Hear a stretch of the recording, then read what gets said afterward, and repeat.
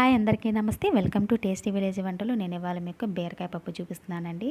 కూరగాయలు ఏవి లేనప్పుడు మనకి గబుక్కున గుర్తొచ్చేది పప్పు చేసుకుందామని అనిపిస్తుంది. చాలా ఈజీగా అయిపోతుంది, అలాగే ఫాస్ట్గా కూడా అయిపోతుంది. అందులో బీరకాయ వేసి చేస్తే నాకు చాలా చాలా ఇష్టము. అందులోనూ మామిడికాయ వేస్తే ఇంకా ఇష్టం అండి. పచ్చి మామిడికాయ వేస్తే ఆ రుచే వేరనమాట. చాలా ఈజీగా అయిపోతుంది. కుక్కర్లో చేస్తున్నాను నేను. పదండి ఎలా చేయాలో చూపించేస్తాను మీకు. ఒక 150 గ్రాములు కొంచెం ఎక్కువగానే కందిపప్పు అనేది తీసుకొని వాష్ చేసేసుకొని శుభ్రంగా నానబెట్టేసుకున్నానండి. మాకు ఇంటి పక్కనే అట్లా అమ్ముతూ ఉంటే తీసుకున్నాను అనమాట. మా ఊళ్ళోవే బీరకాయలు అనేవి ఒక 2 చాలా లేతగా చాలా బాగున్నాయండి. అమ్ముతుంటే తీసుకున్నాను. మా ఊళ్ళోవే అనమాట బీరకాయలు అనేవి. దానికి తగినట్టుగా మీరు పచ్చిమిర్చి, అలాగే 2 టమాటాలు, ఒక ఉల్లిపాయ అన్నీ తీసుకోవాలన్నమాట. బీరకాయ అనేది కొంచెం తీయగా ఉంటుంది కాబట్టి మిరపకాయలు అనేవి కొంచెం ఎక్కువగానే పడతాయి. పచ్చి మామిడికాయ తీసుకున్నానండి. చెక్కు తీయలేదు దానికేమి, పచ్చి మామిడికాయ కోసము. అన్నీ కట్ చేసి పెట్టుకున్నాను అనమాట. పచ్చిమిరపకాయ పొడవుగా చీలికలు చేసుకున్నాను. ఇలా మామిడికాయ కట్ చేసి పెట్టుకొని ఒక బౌల్లో తీసుకున్నానండి. అలా బౌల్లో తీసుకొని పప్పులో అలా పెడతానమాట. పప్పులో డైరెక్ట్గా మామిడికాయ పులుపు కాబట్టి వేసేస్తే ఉడకదనమాట పప్పు. అందుకోసం బౌల్లో పెట్టుకున్నాను. ఇలా కూరగాయలన్నీ వేసేసుకున్నానండి పప్పులో. నేను ప్రెషర్ కుక్కర్లో వేసేసుకుంటున్నాను.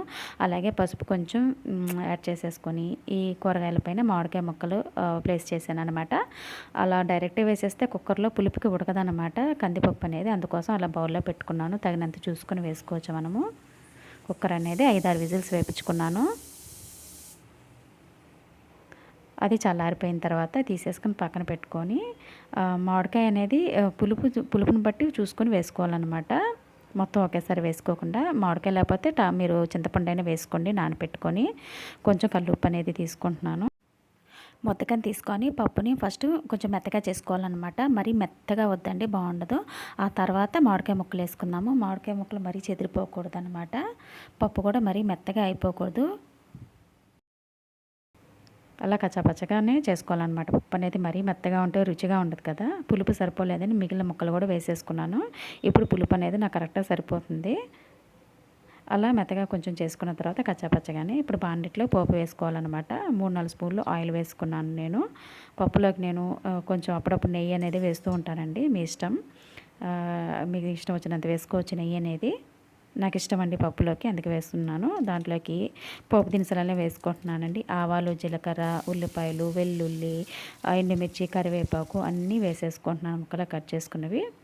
ఇప్పుడు ఆ పోపు అనేది పప్పులో వేసేసుకుంటున్నాను. ఒకసారి అలా కలిపేసుకుందాము.